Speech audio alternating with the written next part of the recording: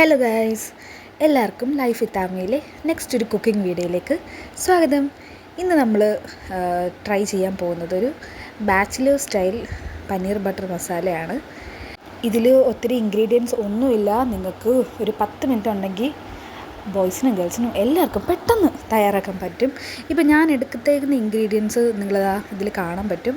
ഒരു 2 ടൊമാറ്റോ, ഒരു 2 green chilli, കുറച്ച് ഗാർലിക്, ചെറിയ ജീരകം, പിന്നെ കാഷ്നട്ട്, ഒരു ഹാൻഡ്ഫുൾ ഓഫ് കാഷ്നട്ടാണ്.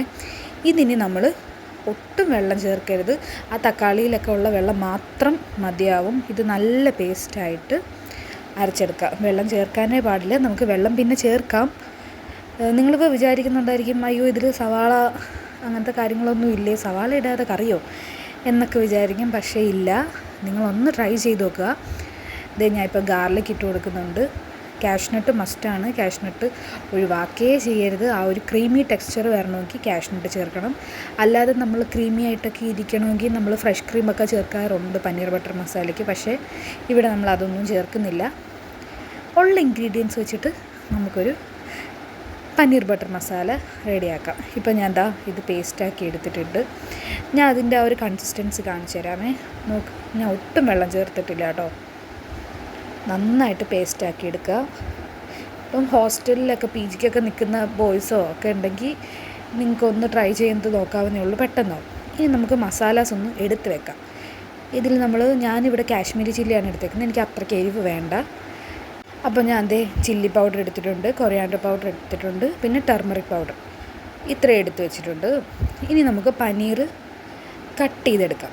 ഞാൻ ഇത്രയും ചെറിയ സൈസായിട്ടാണ് കട്ട് ചെയ്യുന്നത്.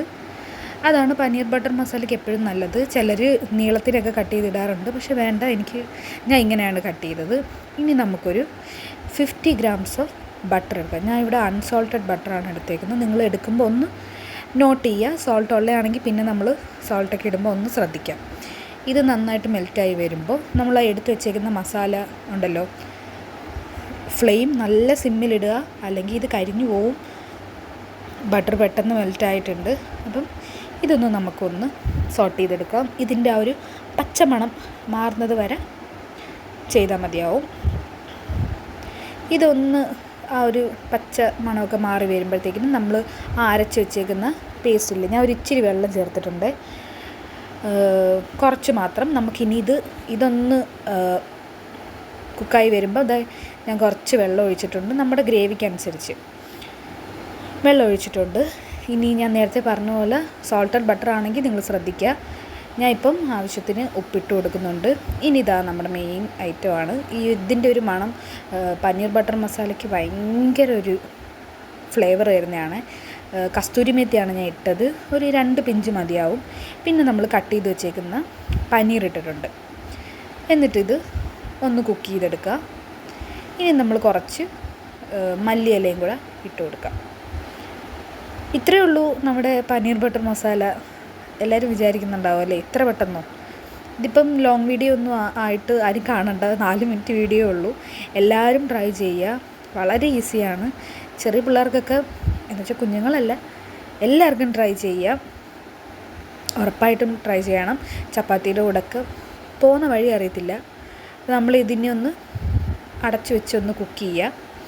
ലാസ്റ്റായിട്ട് നമ്മളൊരു ചെറിയ പീസ് ഓഫ് ബട്ടർ ഇത് അതിൻ്റെ പുറത്തേക്ക് വെക്കുക, കറിയുടെ പുറത്തേക്ക് വെച്ചേക്കുക. അത് പതുക്കെ ആ ഒരു ചൂടിലിരുന്ന് മെൽറ്റായിക്കോളും. ഇനി ഇത് ഒന്ന് അടച്ചു വെക്കാം. അടച്ചു വെച്ചിട്ട് ആ ഒരു ചൂടിലിരുന്ന് എല്ലാം കുക്കായി നല്ല സെറ്റാവും.